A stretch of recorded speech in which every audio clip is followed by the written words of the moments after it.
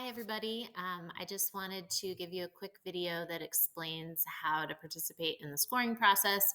Everything's the same as the email I sent out, but sometimes it's just easier to see it on screen. And I will say, just as a disclaimer, it is Saturday night, it is 70 degrees. My dogs are a little bit stir crazy with this warm weather, so if they bark in the background, I apologize in advance. The first thing you're going to do is pick up a folder with your name on it. If you are a school employee, I will be putting them in your mailbox on Monday. If you are not a school employee, then you can pick it up with our receptionist, Katie Wallace, who is at the main campus on California Road. So inside the folder, you're going to find several things. First of all, you'll see a spreadsheet that looks like this. It will have something, some names that are highlighted. Those are the students whose applications you'll be reading. Behind that spreadsheet is all, or I should say are all of the recommendations that were submitted for your candidate. I have carefully gone through everything with the guidance secretary, Megan Butsumsey, who collected all of these for me very graciously. And we are confident that we have everything that was turned in. So if you're looking for a recommendation for a student and it's not in your folder, that's because one was not turned in. So you can go ahead and score their application. Their grade or their score will be a little bit lower because they don't have that recommendation, but we're also sending out appraisals to all of the staff members to ask them to give feedback on the character of the candidates this year. So we'll have that information when we meet to decide who we're going to interview. We can take those additional things into consideration if needed. So spreadsheet, recommendations, and then you will also have a stack of paper rubrics. We actually filled this part out online last year, but as you know, it just got a little bit confusing with everybody sharing documents and trying to find things and making the scoring work and all of that. So I thought it might simplify things just to do it on paper. So you will have one scoring rubric for each student. And once you've got that folder, then what you're going to do is open up a browser on your computer.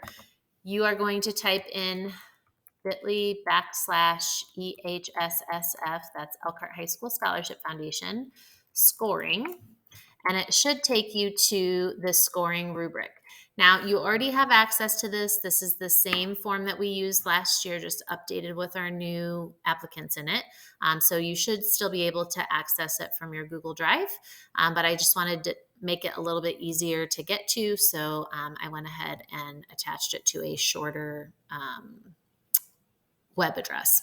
So again, this spreadsheet that you're looking at right now is a copy, or is what you will receive a copy of in your folder. And down at the bottom, there's a key. Everyone's name is highlighted so you can see what area your students that you'll be grading are in. So mine is pink. I am up at the top. So I am grading, or I'm assessing everyone from Deja Wilkins down to Owen Stein. And the way that you're going to access their information, you can skip the rubric. We're doing that on paper this time. I didn't want to mess with Brian Bennett's programming in the spreadsheet, so I just left it. But you can ignore row D there and go right to the application. So when you click on the application, what the student entered will pop up, and then you can look at all of the information there, match it up with the paper rubric from your folder, give them a grade or give them a score on everything in their application, and then you can add that up manually, go back to the scoring rubric spreadsheet, and then put whatever the score is in there. So if I score Deja's at a 25, once I fill out that rubric, I would type that number right into the spreadsheet there. That's it. That's all you've got to do. So again, you're picking up your folder, going to a browser, typing in bit.ly, bit.ly/EHSSF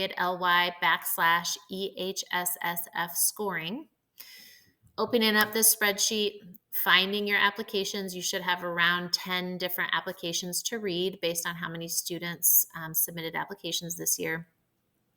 And once you've read the application, score it, add up the score, record the score in the area here that is available for you. And then once all of those scores are filled out, I will go through and average them to determine who our top candidates are to interview. If you've got any questions or run into any problems, feel free to reach out. My email, of course, you can get a hold of me there, and my cell number is in the signature on that as well. So thanks for your help, and I look forward to going through this process with all of you again this year.